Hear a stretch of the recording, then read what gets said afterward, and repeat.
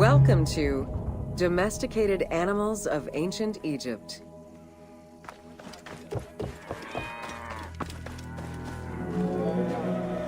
Agriculture and domesticated livestock were introduced 6,000 years ago. Archaeologists have found traces of cattle, donkeys, pigs, and dogs. Dromedary are thought to have been introduced during the Persian invasion.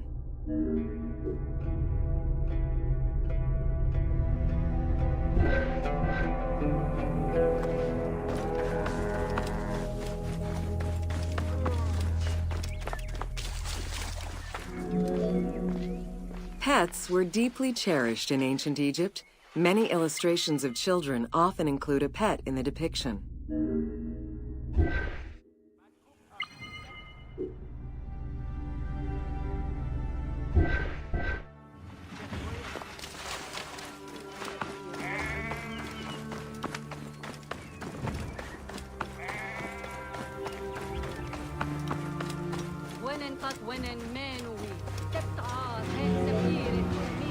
One of ancient Egypt's most iconic animals, the cat, wasn't adopted into their daily life until the Middle Kingdom. Since they were so highly capable of killing snakes and rodents, cats were present throughout every period. However, they only became pets sometime during the Middle Kingdom. Prince Thutmose, son of Amenhotep III, had his cat Tamiu laid to rest in its own sarcophagi.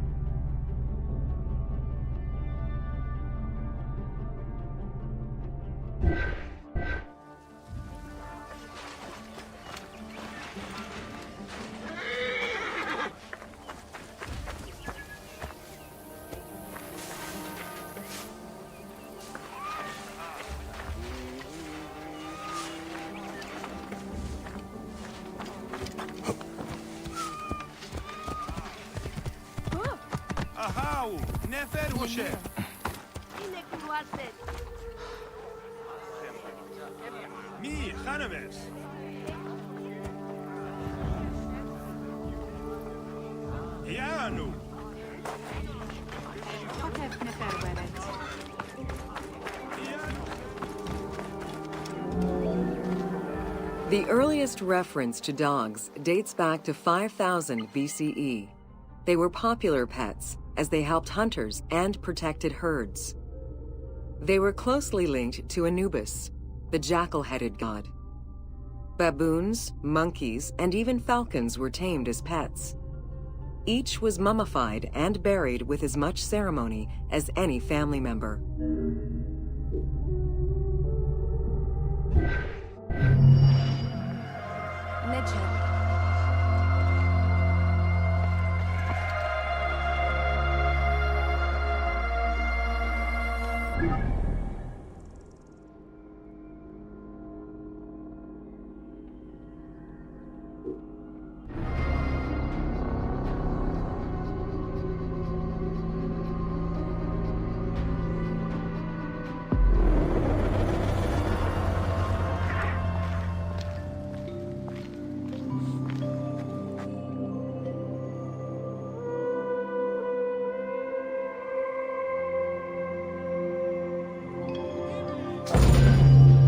Welcome to Rediscovering Egypt.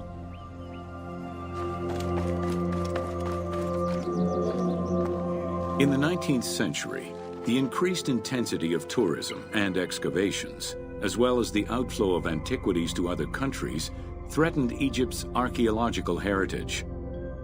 Egyptians took part in this destruction by ransacking sites for artifacts to sell, quarrying stones from ancient monuments, and removing sebak, ancient mud bricks, to reuse for their own purposes.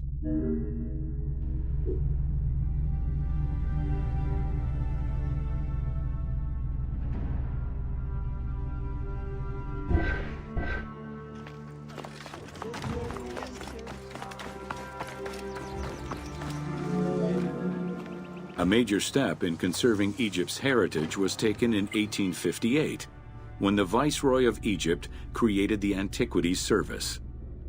Supported by a team of foreign scholars, Auguste Madiette exerted an iron grip on the service. He carried out his work across Egypt and into Nubia, intervening on almost every major site. Aware of the necessity of keeping unearthed artifacts in Egypt, Mariette requested a museum be created for that purpose in 1858. This museum was the ancestor of the Egyptian Museum.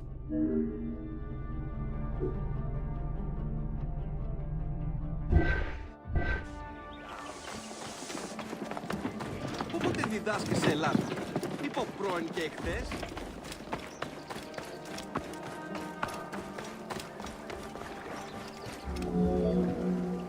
Gaston Maspero, Mariette's successor, expanded and reorganized the Antiquities Service and instigated laws regulating the export of artifacts.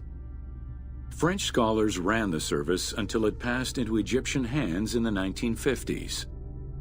As of the mid-19th century, Egyptology was fast becoming a recognized discipline within both private institutions and learned societies.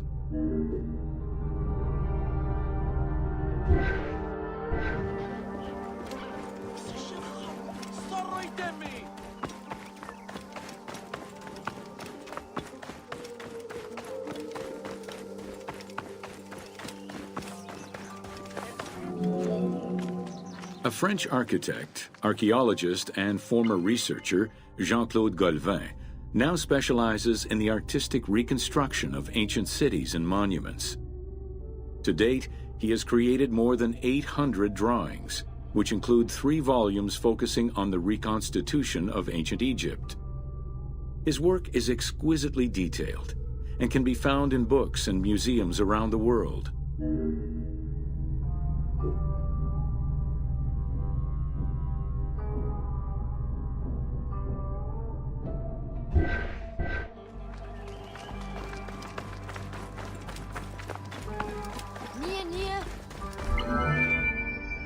The team was thrilled to collaborate with Jean-Claude Golvin in order to recreate Egypt for the game.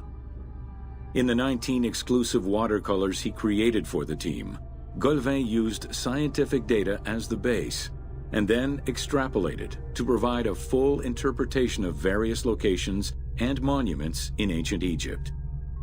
Both early sketches and fully rendered images were then used by the team as references while building the world of Assassin's Creed Origins.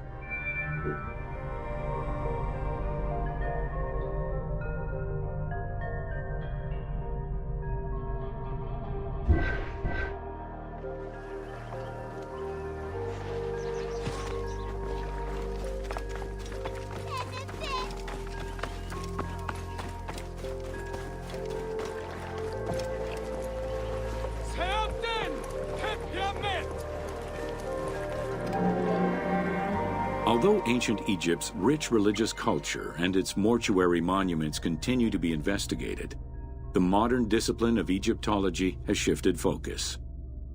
Rather than single-mindedly retrieving impressive artifacts, Egyptologists today focus instead on increasing the body of knowledge.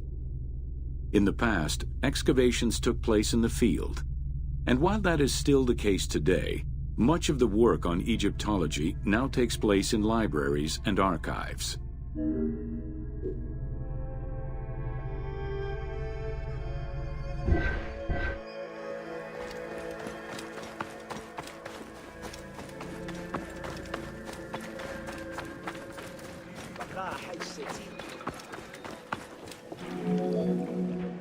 Today, archaeology in Egypt relies on an interdisciplinary approach, where traditional Egyptologists are helped by a wide spectrum of scientists from other disciplines and new non-invasive techniques.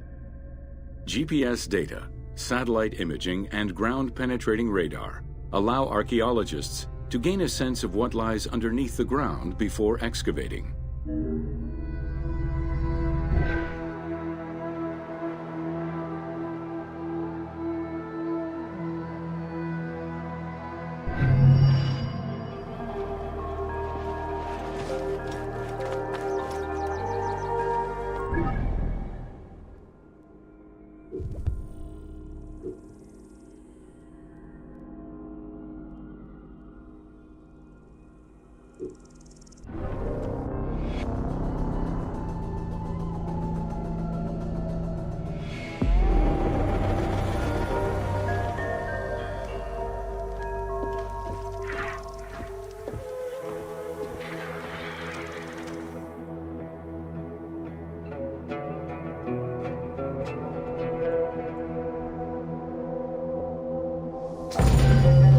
Welcome to the Fayoum.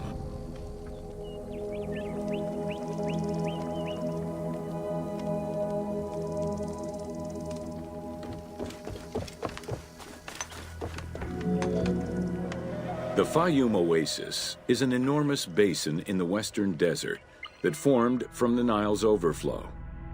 As such, it is not considered a true oasis, though it gives its name to the region, which covers Lake Moeris. The oasis harbors some of the oldest archaeological artifacts of the region, indicating that the area has been inhabited by hunters and gatherers since the Neolithic period.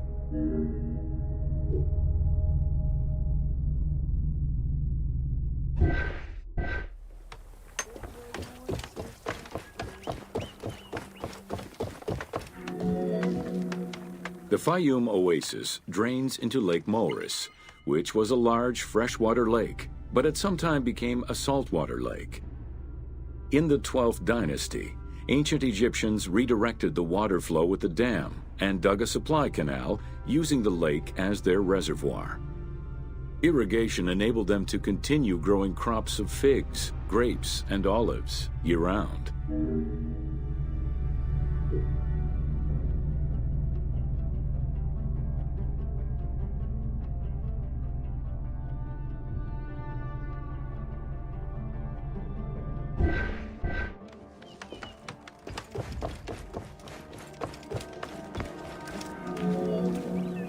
Reed boats, feluccas, triremes, and kerkeros were the most commonly found craft within the landlocked waters of Egypt. They were used for various purposes, ranging from daily fishing, trade, warfare, and travel, to the ferrying of massive stone blocks used to build the great monuments of Egypt.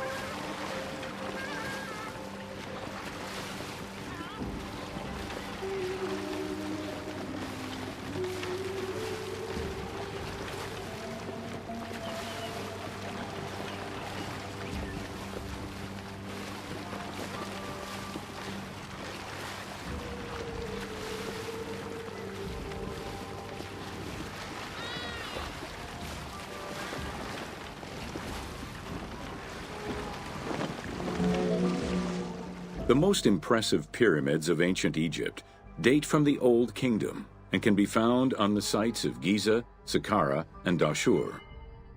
However, one particularly famous pyramid of the time is located elsewhere. During the Middle Kingdom, some pharaohs chose the Fayoum as their final resting place. One such ruler was Amenemhat III. His pyramid left a mark on the imagination of antique chroniclers.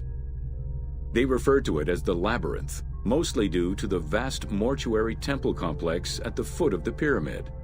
Herodotus mentioned that he had visited 12 courts and over 3,000 of its chambers. But he was also well known for being prone to hyperbole.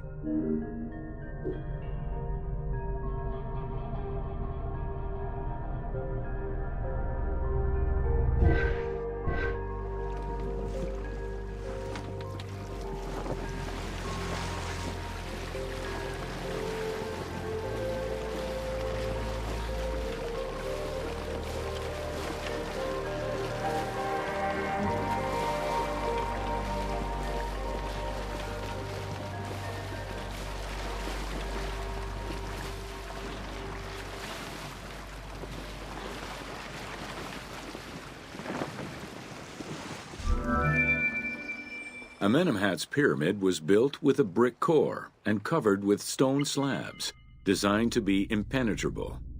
The burial chamber, made out of a single block of sandstone, is unique in its design.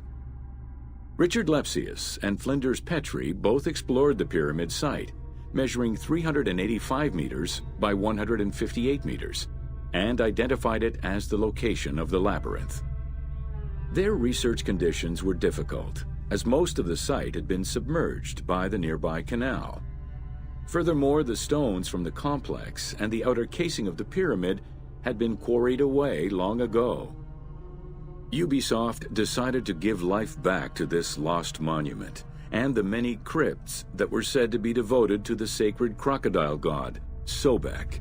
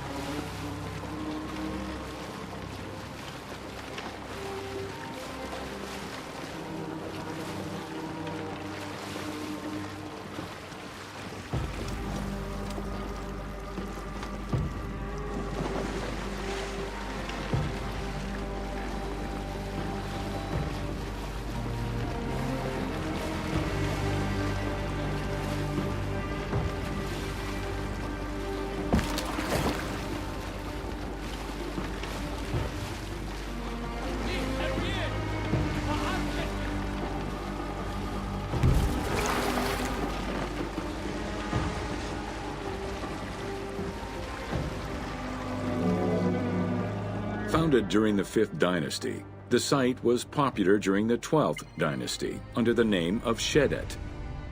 During the Ptolemaic era, the metropolis was named Crocodilopolis by the Greeks, in honor of the crocodile god Sobek.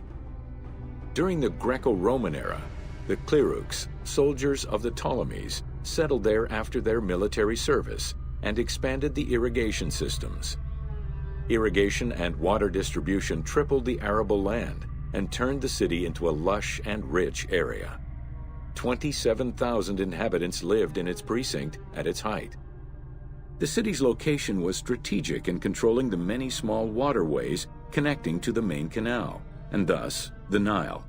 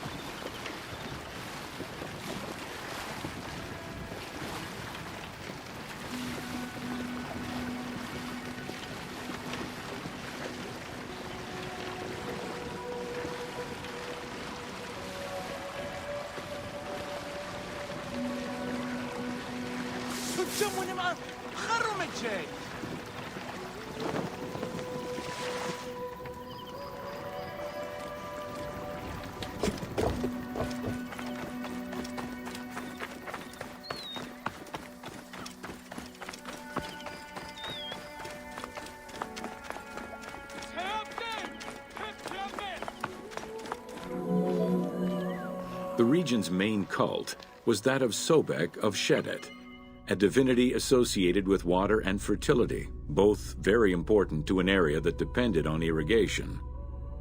Many local villages had the title Town of Sobek added to their official designations. During festivals, ancient Egyptians recited hymns to Sobek, asking for his divine intervention. Greek settlers and later Romans would help the Temple of Sobek's economy to flourish by adopting the local embalming mortuary rites. Their sarcophagi were beautifully painted and adorned with amazingly realistic portraits.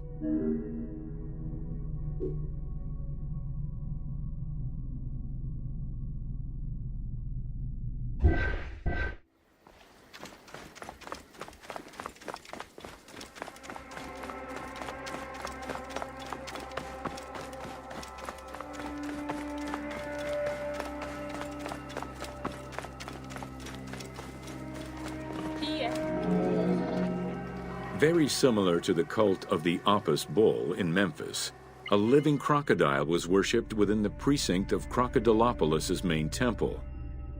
Known as Sobek to the Egyptians and Sukkos to the Greeks, it was reported by Strabo that priests fed it with meat, wine, and honeyed milk. They covered its body with jewels and gold. After its death, it was embalmed and placed within the crocodile's grotto, alongside thousands of other mummified crocodiles.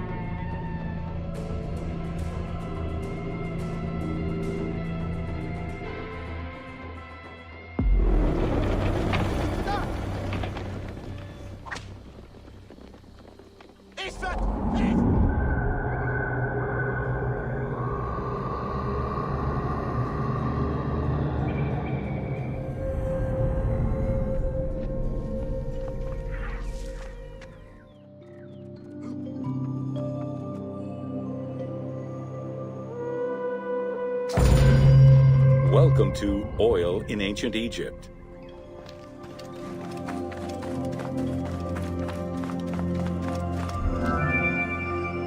Castor, sesame, and moringa were the source of the most common oils in ancient Egypt. Oil was used for various purposes: cosmetics, medical treatments, nutrition, perfume, athletics, and rituals, to name a few. The team decided to use oil as an explosive to add more gameplay opportunities for the player.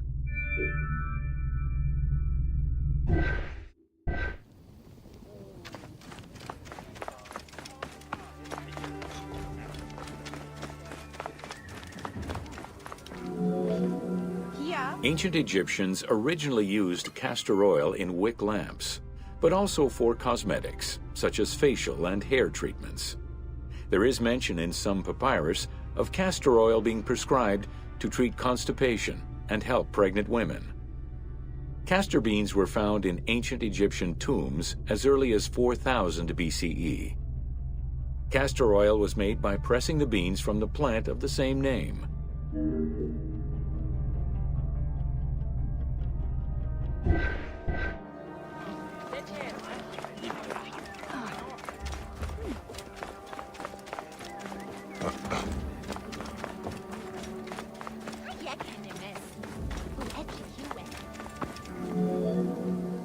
Olive trees were present, though scarce, in ancient Egypt's early history, and olives were mostly imported from Syria and Palestine.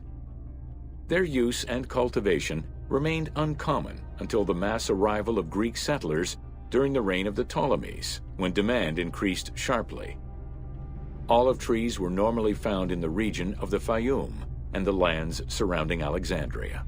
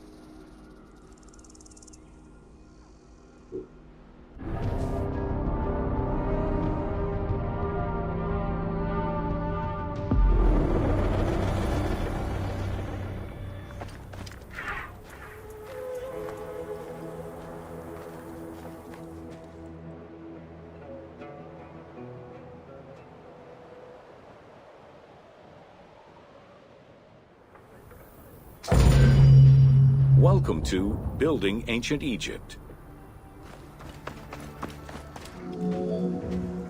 Constructed with bricks made of mud, most ancient Egyptian buildings were not permanent. Only religious temples and funerary monuments were meant to stand the ravages of time. For these very important structures, Egyptians used limestone, sandstone, and harder materials, such as granite, quartzite, and travertine. These heavy stone blocks were so prized that they were often transported from quarries located hundreds of kilometers away.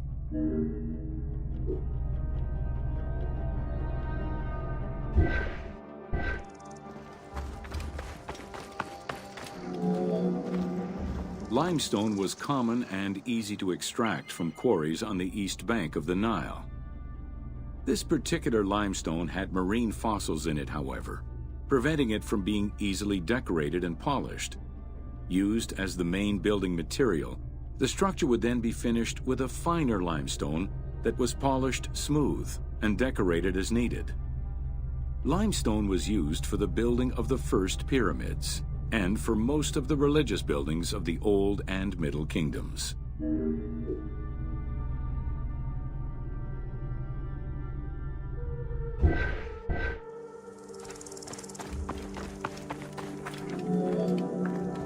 Ancient Egyptians preferred to use sedimentary rock beds or layers like sandstone and limestone because they were often easier to extract. The common method used to extract stone was the open pit quarry. Stonecutters would find quality stone, shape, and dig it out on site. Open pit quarries enabled many workers to work simultaneously on many blocks, which allowed for better productivity.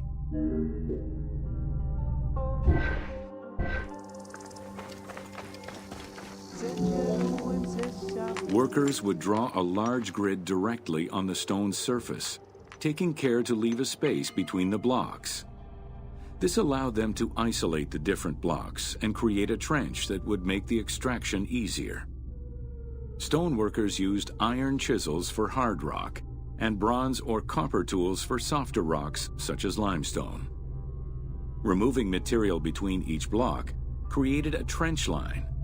In some quarries, that trench was wide enough to accommodate a worker, who would then cut the block entirely on site. For harder rocks like granite, workers cut a series of holes and hammered wooden wedges into them. They then soaked the wood until it swelled and caused the rock to split.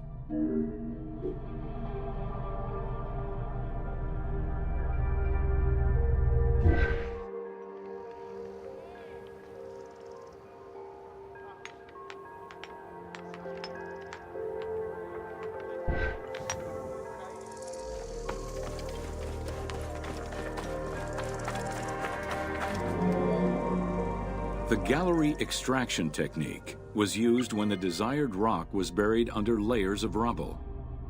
This method was often necessary in order to find the whiter and finer limestone required for a smoother finish. The first step was for the stoneworkers to create an access pit that would allow them to reach the desired wall of stone. Once a wall of quality stone was exposed, workers could then cut out smaller blocks. This pit required a descending platform.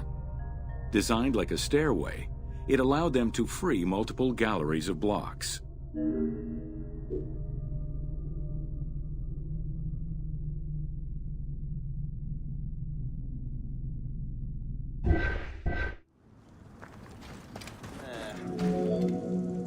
To cut the stone, they created a longitudinal kerf, or slit, and then cut the rock at a 90-degree angle. The lower side was determined along the geological layers or by using a horizontal cut. Wooden wedges were inserted in the rock and hammered in. Shock waves were then generated using hammers, fracturing the blocks at the seam.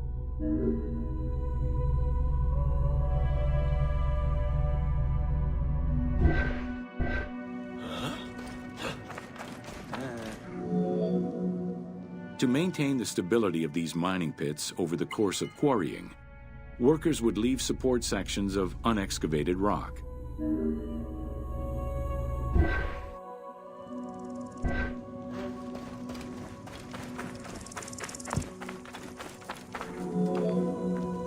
In every quarry, dedicated shrines were established to offer protection for the workers. In particular, Serket, the scorpion goddess, was considered a very powerful deity among quarry workers. Every mine and quarry of ancient Egypt included a scorpion charmer, who was said to use magical powers to ward off the dangerous insects and keep the workers safe.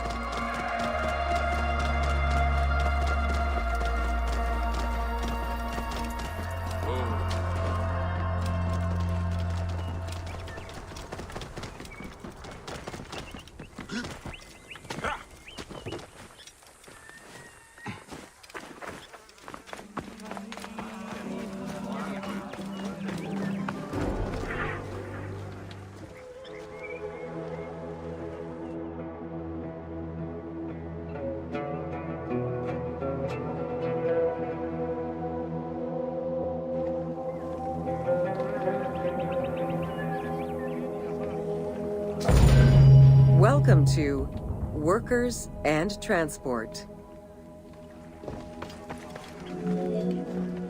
Whether workers were employed for the pyramid construction or at the quarries, the government supplied food and housing.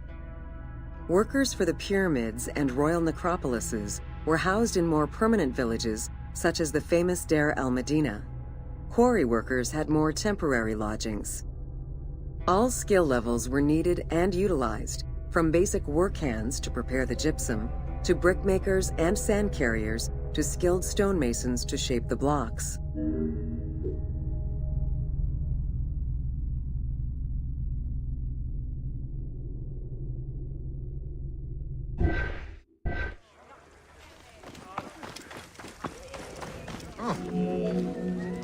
Skilled architects and engineers were employed year-round, while support labor were often farmers who worked on the quarries or construction during the Nile's flood season. The basic laborers were hardworking and versatile. Many may have been farmers who joined the construction during the off-season. Hieroglyphs found in the work villages listed assigned job titles.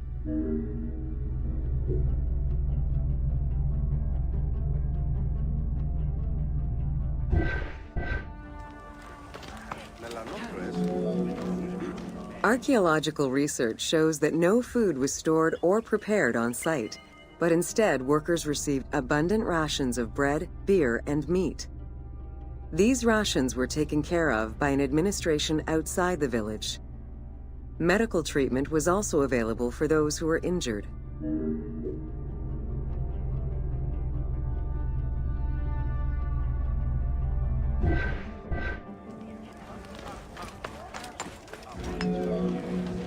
While some quarries were close to the Nile, others were located across the desert and required long expeditions. These expeditions were sanctioned by the state. They involved complex logistics and required many participants. Transporting a block by land meant that workers had to overcome the weight and friction of the load. To solve this, they first dug a track in the ground. This path was sometimes reinforced with rails upon which a sled, used to ferry the blocks, would be pulled.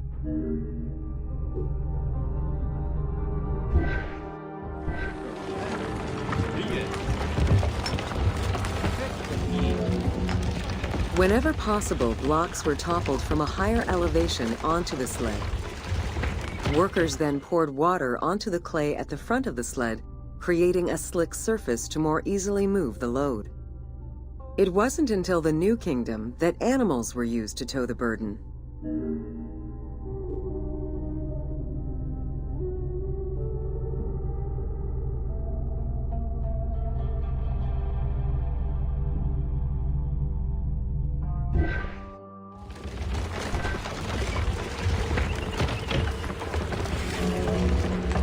During flood season, the Nile was at its largest and deepest, which allowed the transportation of the heaviest and biggest loads. Quarries close to the river had troughs dug out to deliver the stones to the shoreline. Harbors and wharfs situated at the river's edge allowed the transfer of materials and supplies. Harbor warehouses accommodated additional stocks of stone so that they were available for the winter sailing season.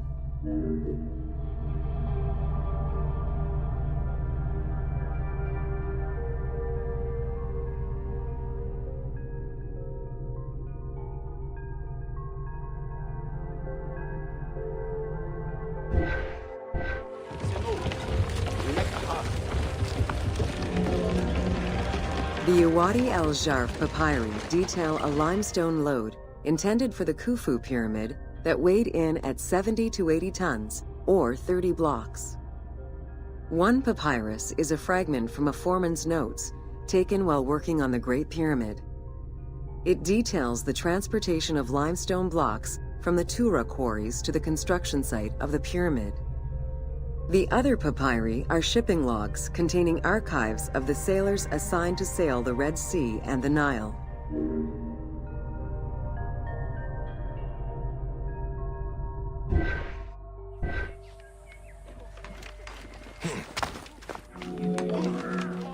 Stone cargo generally weighed 15 tons per boat, amounting to roughly 6 or 7 blocks per trip.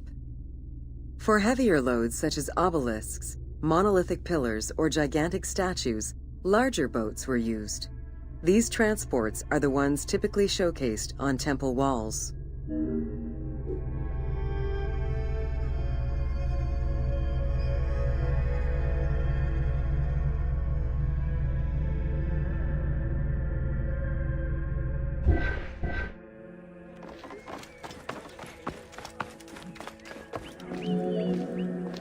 River transportation was the most efficient way to ferry stone blocks between the quarry and the construction site.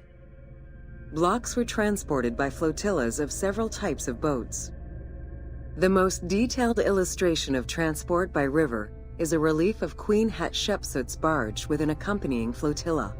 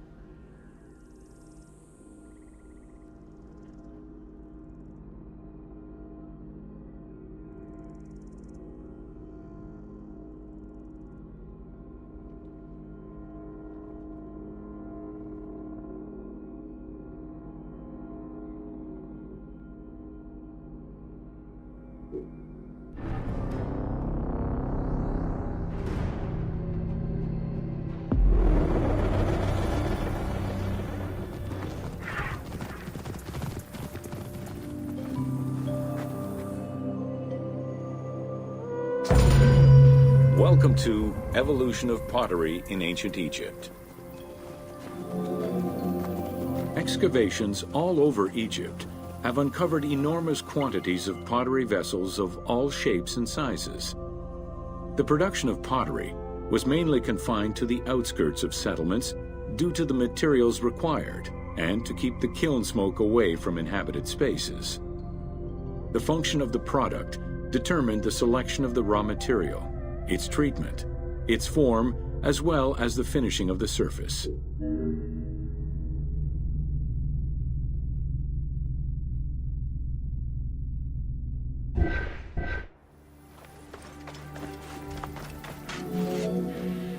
Pottery was essential to ancient Egyptians' daily lives. It was used in all aspects of life, from the storage of grains and liquids to containers within the tombs of necropolises. The most common pottery was made from Nile silt, that resulted in a reddish-brown clay. Limestone clay, which made for more attractive pottery, was only found in Upper Egypt.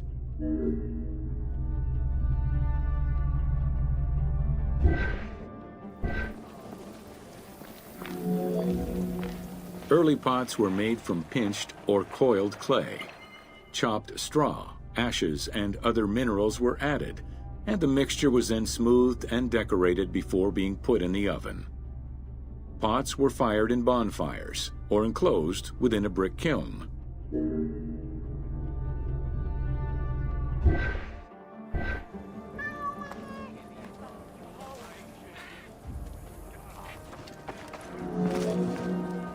The potter's wheel was utilized during the Old Kingdom. Pottery became smoother and more polished, similar to river stones. It was decorated primarily in red pigment, with the black color achieved by exposing it to smoke. Pottery workshops were attached to palaces or temples, and around the late period, specialized workshops began to appear.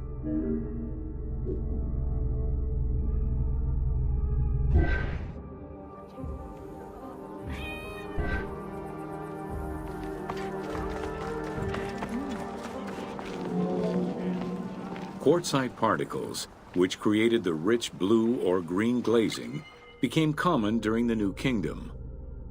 Mediterranean motifs and tin-based glazing came with the Greco-Roman era.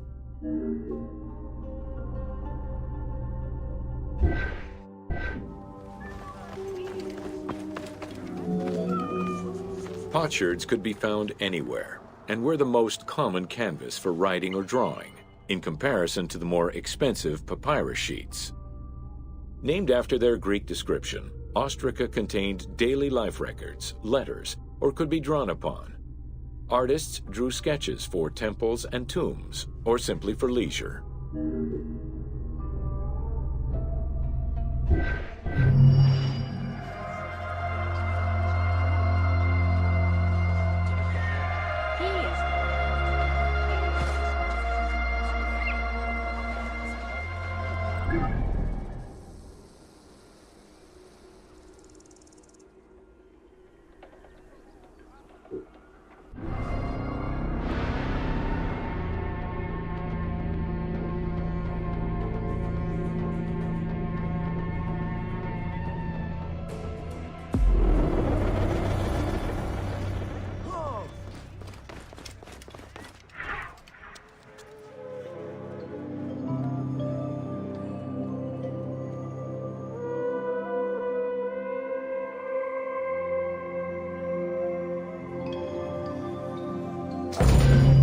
Welcome to Temples and Priests.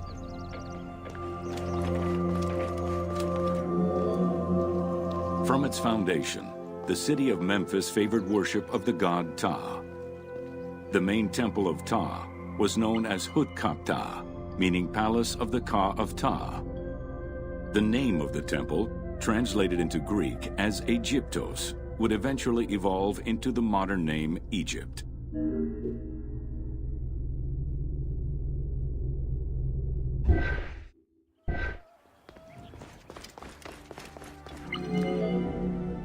Temples were the center of religious, political, and economic life in ancient Egypt. These sacred places were viewed as the literal home of the gods and goddesses. As such, every aspect of them required care and reverence, all of which was accomplished through elaborate ritual.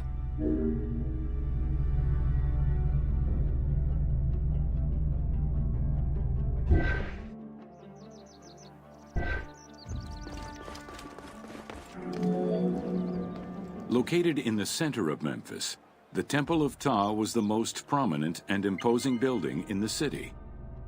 The long walkway leading toward the temple, known as the Dromos, was guarded by rows of sphinxes. The entire sacred area was designed to keep the statue of the god protected, deep within the sacred enclosures that surrounded it.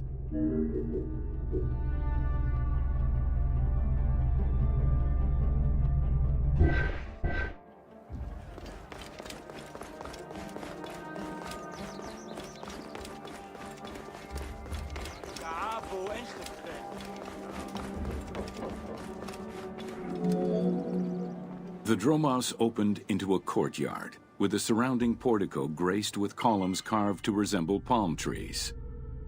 During special festivals, the general population was allowed to enter this location, but under no circumstances would they be allowed into the sacred spaces beyond the courtyard.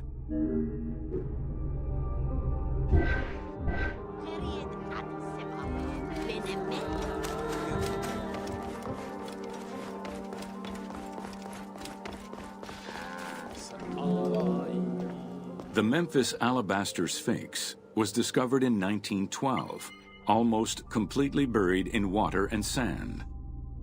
8 meters in height and weighing in at roughly 90 tons, it is still mounted on its original pedestal. Though it is called the Alabaster Sphinx, it was in fact carved from common calcite rock, which is similar in appearance and texture to alabaster.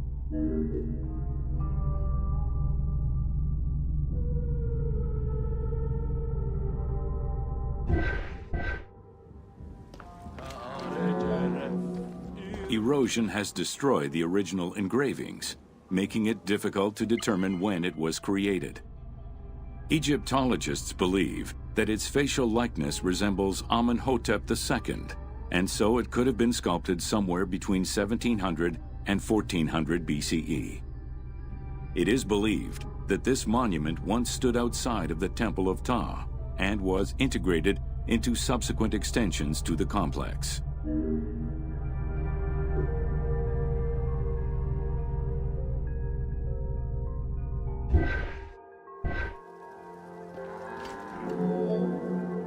The size of the imposing sculpture reflects the importance it had to the temple during the New Kingdom. This Sphinx is one of the few remaining artifacts from the ruins of Memphis to survive.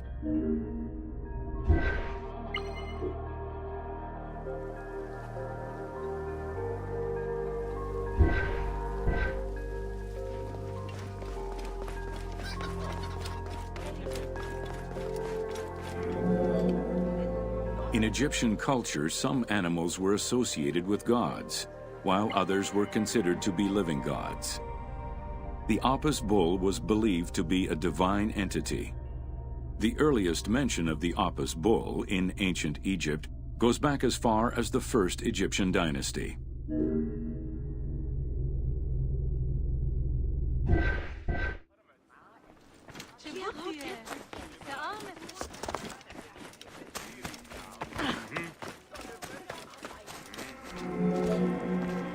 Originally the symbol of fertility, the Apis bull was linked to the god Ra, with the image of the sun carried between its horns.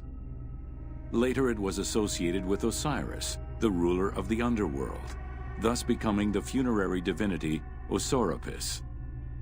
During the 18th dynasty in Memphis, the Apis bull's association with the city's deity earned it the title Herald of Ptah. The Apis bull was so revered that even Alexander the Great, upon his arrival in Memphis, gave honor to Apis.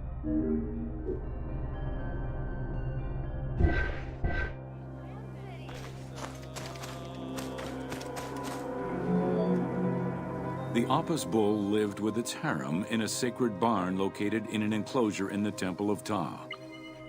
Each bull bore 29 signs representative of its divinity. Among them, the bull had an eagle-shaped mark on its back, a double tail hair, and a scarab-shaped mark under the tongue. The signs were intended to correspond with the lunar cycle. After its death, Egyptians would search for its reincarnated form among the livestock.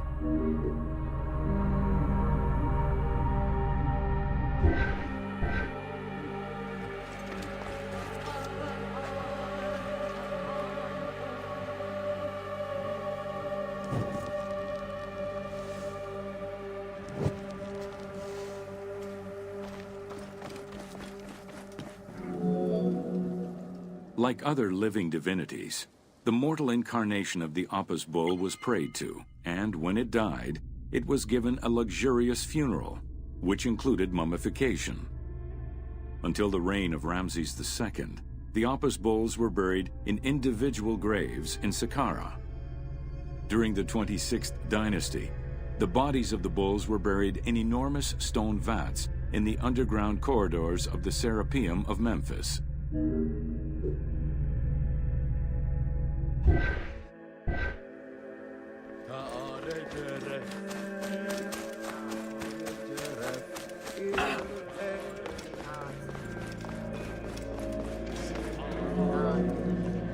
Ancient Egyptians believed that temple rituals were essential to maintain order in the cosmos and allow communication between humans and gods.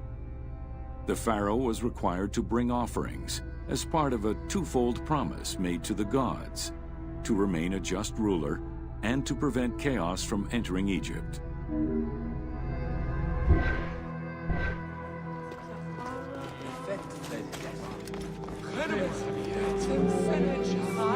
Details of the ceremonies found on temple walls provide a thorough overview of the stages of the daily ritual. Performed 3 times a day to mirror human mealtimes, each step of the highly symbolic ceremony was accompanied by specific recitations, many of which referred to mythical events.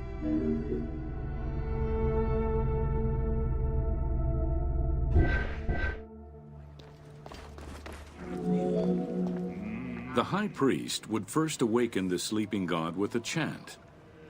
Then the seals of the shrine's doors were broken and the bolts drawn back. The act of swinging open the doors was a symbolic gesture where sight was granted to the deity. The priest would then bow and kiss the ground.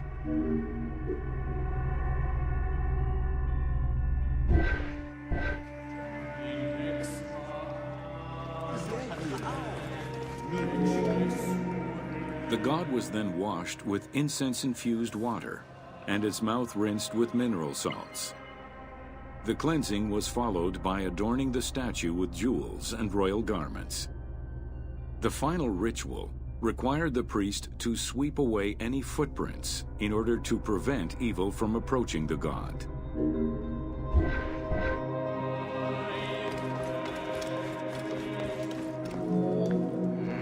Heredity was the primary source of new recruits. Rarely was an outsider allowed this position. At the top of the temple hierarchy was the high priest. Each temple dedicated to a god had at least one high priest devoted to its care and service. During the Ptolemaic dynasty, one family held the position of high priest in Memphis for almost 300 years.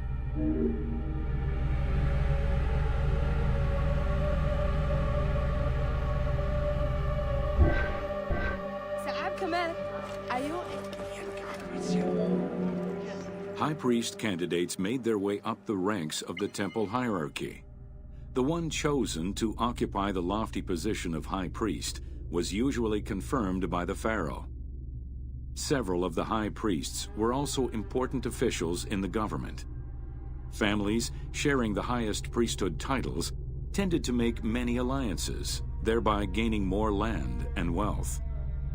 Shifting balances of power sometimes resulted in more or less open conflicts between the priesthood and the pharaohs.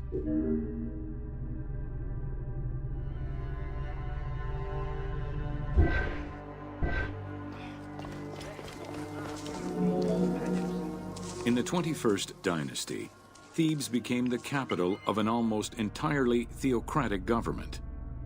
The city was headed by king priests who spoke and governed in the name of the god Amun, in open opposition to the ruling pharaohs. These king priests caused a massive decentralization of power, known as the Third Intermediate Period.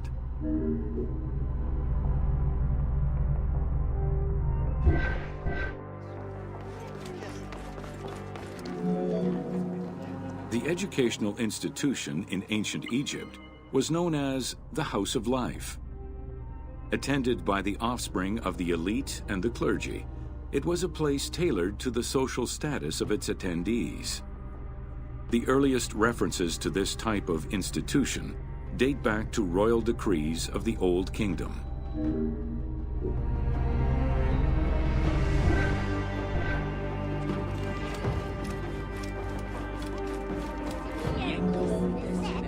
Only two known centers have been uncovered, one in the abandoned city of Akhetaten, and one at the temple of Ramses II on the west bank of Thebes.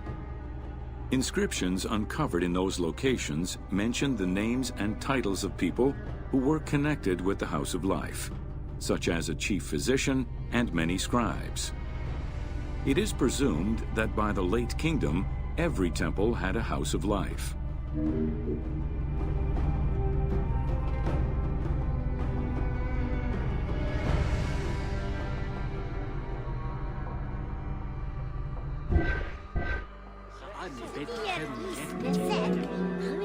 The House of Life offered training for the elite, destined for occupations such as astronomers, doctors, veterinarians, diplomats, architects, translators, or theologians.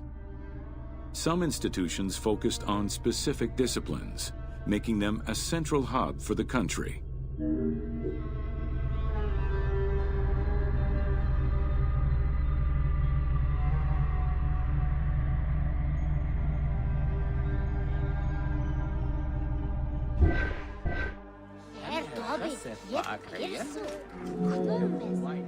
Not limited to instruction for young students, the House of Life was a source of reference for many scholars, with rooms dedicated to papyri of many disciplines.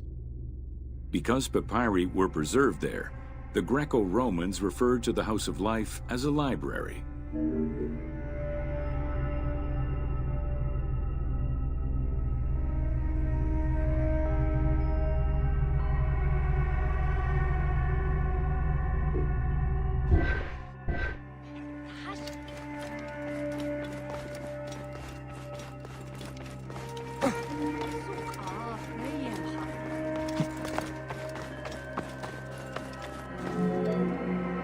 Ancient Egyptian economy was based on an unequal system of redistribution of goods. The state of Egypt collected the crops, and the temples distributed them throughout the provinces. Since the only people capable of counting and ensuring a fair redistribution were the educated scribes, this meant that the temples played a pivotal role in this process.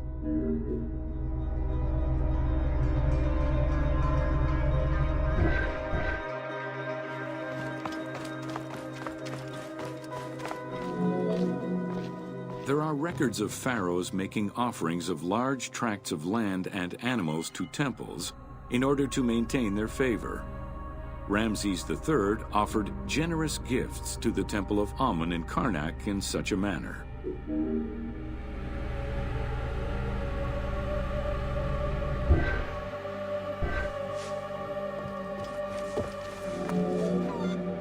Palaces, warehouses, and granaries were built inside the temple compound to better control the redistribution of goods.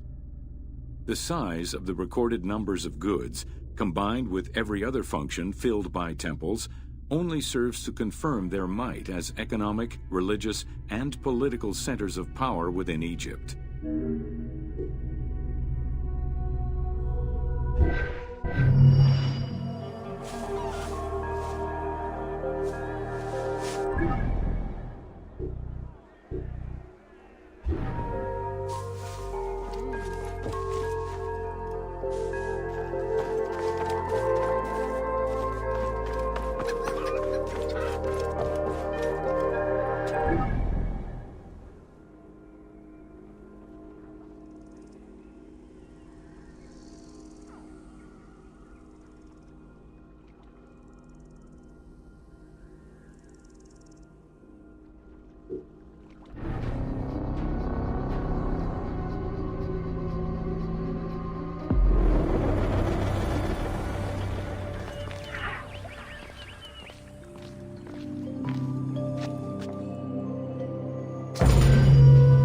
Welcome to the major regions of Egypt.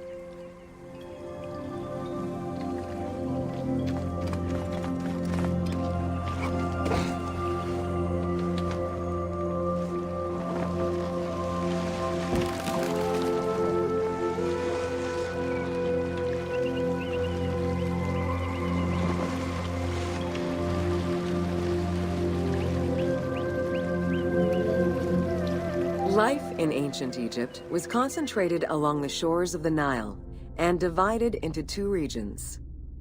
Lower Egypt was situated on the Nile Delta near the Mediterranean, and Upper Egypt was at the south reaching into Africa. Due to its proximity to the Mediterranean, temperatures in Lower Egypt were less extreme than in Upper Egypt.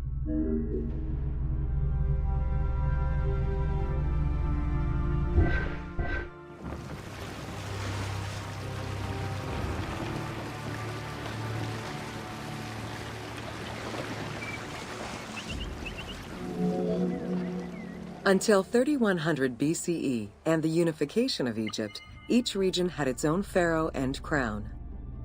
Lower Egypt's crown was red and marked with symbols of papyrus and bees. Upper Egypt's crown was white, with symbols of lotus and sedge grass.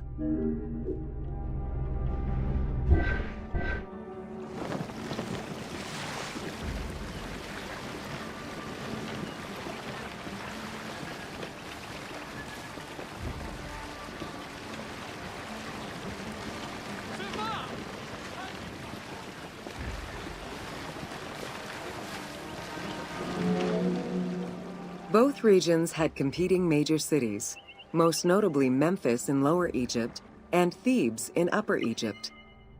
There were different religious cults in both regions, each worshipping their own major gods.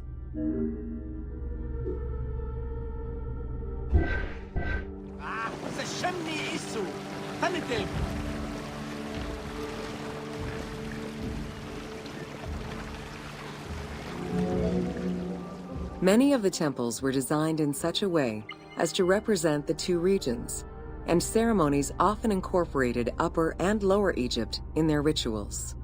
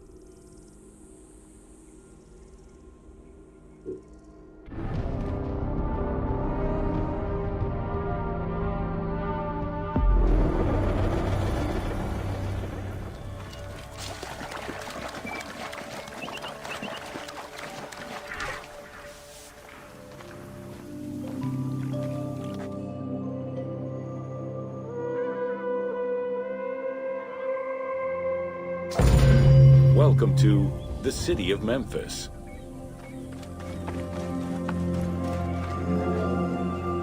Throughout all ancient Egyptian periods, cities had one thing in common. They were situated along the Nile's shores.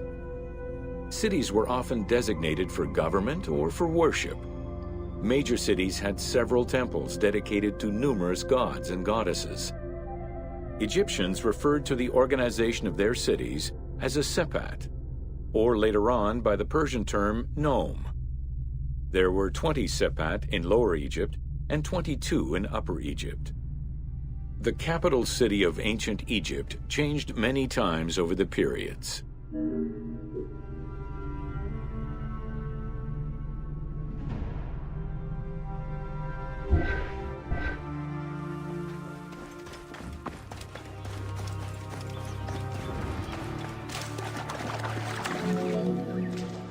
One of the largest was Memphis, located in Lower Egypt. It was a key center for religious temples, including their most important deity, Ptah, god of creation. Thebes, located in Upper Egypt, competed with Memphis and featured as both a political and a religious center. Two important temples, Luxor and Karnak, were built there. A minor capital of the Saite dynasty was the city of Sais. This was the last native Egyptian capital of Egypt.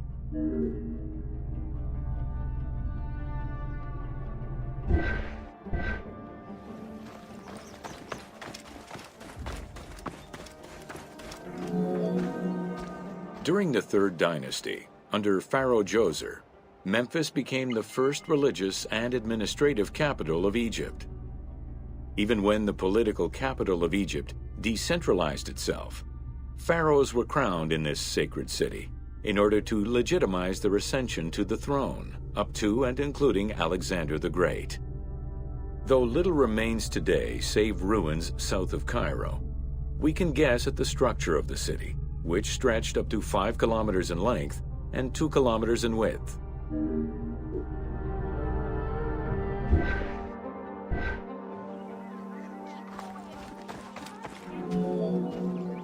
Memphis was also referred to as the City with the 100 Doors, or the White Walls. These names were in reference to the wall which surrounded the city. Under the protection of Ptah, god of craftsmen, the city was a thriving religious and economic hub.